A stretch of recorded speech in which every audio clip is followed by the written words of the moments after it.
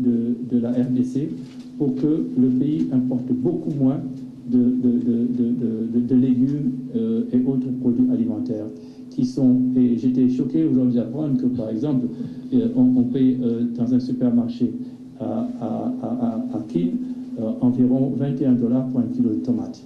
Ce sont des choses qui, bien sûr, affectent le pouvoir d'achat. Donc, les projets qui sont en train d'être mis en place et que nous avons visités aujourd'hui permettront d'augmenter de manière significative la production agricole et ainsi réduire le coût de l'alimentation dans le pays.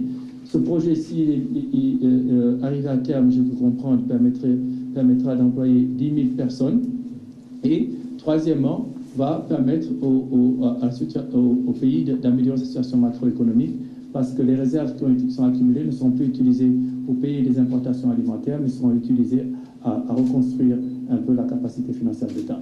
Donc je crois qu'on peut dire qu'il y a des progrès majeurs qui ont été accomplis et qu'on peut constater aujourd'hui dans les chiffres et dans le vécu. Et bien sûr, il faut faire beaucoup plus. Et il y a un certain nombre d'idées sur lesquelles on discute. Comment avoir plus de programmes à haute intensité de main-d'œuvre, par exemple dans les infrastructures, des programmes de pavage, des choses de cette nature, qui permettraient à court terme de créer des emplois aussi et renforcer cette croissance et la rendre encore plus inclusive. M'excusez, mais encore parler d'Issou. Et je sais que le cas du projet d'Inga, que vous avez, Inga le site avait visité, il y a Inga 3. Certainement là, on voit pas clair au niveau de la Banque mondiale si elle est prête à aller plus loin. Sur deux questions très importantes, de manière sans équivoque aucune, nous sommes tout à fait derrière Inga 3.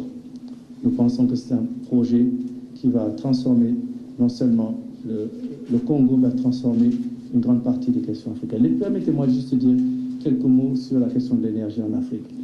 Nous sommes le seul continent qui n'a pas totalement pris avantage de son potentiel en électricité, que ce soit l'électricité géothermale, que ce soit l'électricité à base hydraulique. Tous les continents au monde, l'Europe, l'Asie, l'Amérique du Sud, les États-Unis, le Canada, ont tous exploité leur potentiel hydraulique pour pouvoir construire leur nation et construire leur développement. Aujourd'hui, nous avons une opportunité ici de vraiment non seulement satisfaire toute la demande en électricité du Congo démocratique, mais également de pouvoir exporter dans les pays voisins de l'électricité. Et n'oublions pas que exporter de l'électricité, c'est comme exporter des bananes ou des légumes. Ça constitue également à améliorer votre balance des paiements. Ça vous permettra au pays d'avoir des devises à nouveau. Donc ce n'est pas simplement l'électricité. C'est un projet complexe.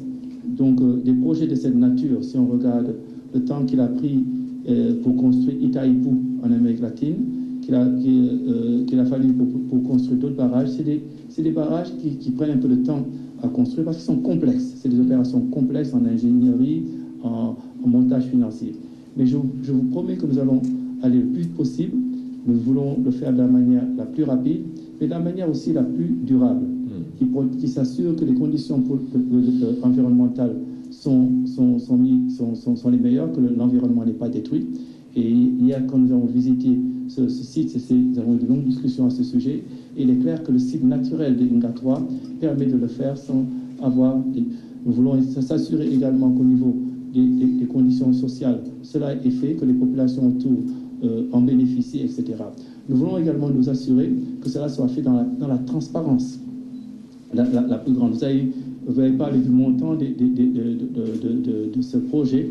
Je pense que ce serait une grande erreur que de s'engager dans une initiative de cette nature sans s'assurer que les conditions de transparence financière sont là. Et je crois que si le Congo démocratique réussit à mettre en œuvre un projet de cette ampleur, de cette taille, en assurant une transparence financière totale, en s'assurant que les conditions sont en place pour que l'environnement et les populations soient sauvegardées, je pense que cela contribuera de manière significative à encore projeter une image encore meilleure du Congo démocratique, parce qu'il aura montré qu'il peut faire des choses majeures en suivant les normes qui sont les normes internationales.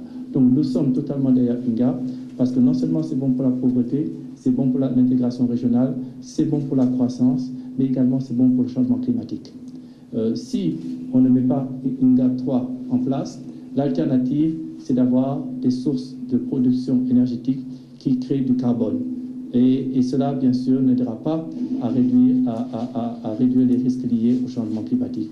Donc nous pensons qu'INGA 3 touche à tous ces secteurs et nous sommes tout à fait prêts. Et nous sommes en train de travailler d'arrache-pied avec le Premier ministre et son équipe sur cette question.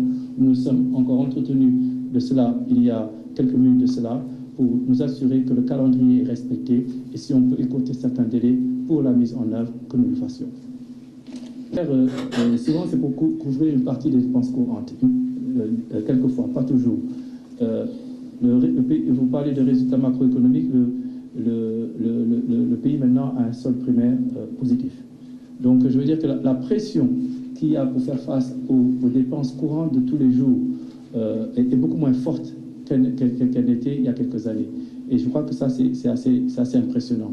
Cela étant dit, dans nos discussions avec le gouvernement, nous avons pensé que jusqu'à présent, les formes d'intervention que nous avions autour d'appui de projets d'appui sur l'investissement étaient la forme la plus adéquate pour pouvoir appuyer les efforts. Comme vous le voyez, tout ce dont nous avons parlé, INGA, etc., sont des projets.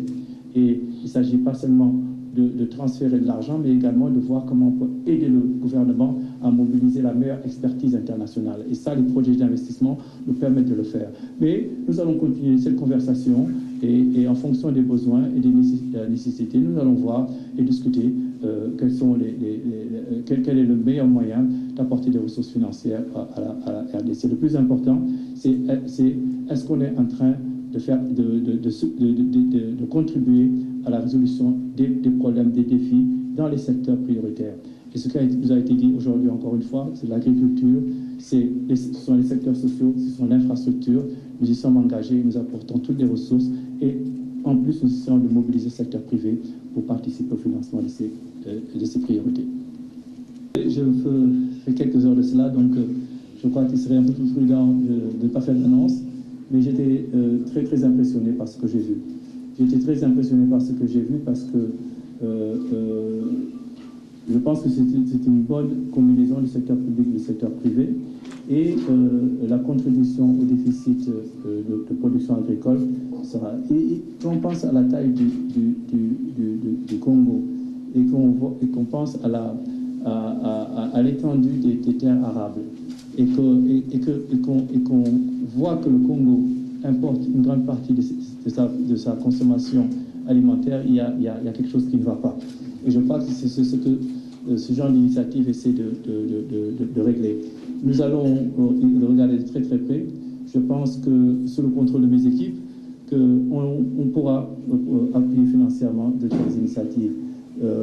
Quel montant, comment, mais je crois que si vous me donnez quelques jours de retour à Washington, on pourra vous communiquer exactement nos intentions et je crois qu'il faudra discuter un certain nombre de questions.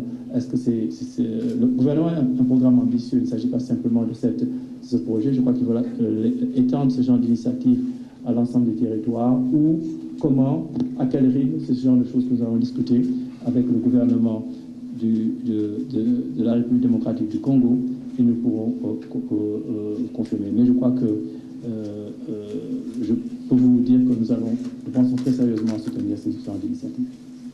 La révocation de l'administrateur délégué de la GCAMIN, vous nous conseillez la bonne gouvernance, et c'est ce que nous essayons de faire sous le leadership du président Kabila, qui, vous savez, est très attaché à la bonne gouvernance. Il s'est dégagé à l'issue d'un audit mené de manière tout à fait professionnelle. Il s'est dégagé à l'issue d'une réunion des conseils d'administration de cette institution qui est des fautes graves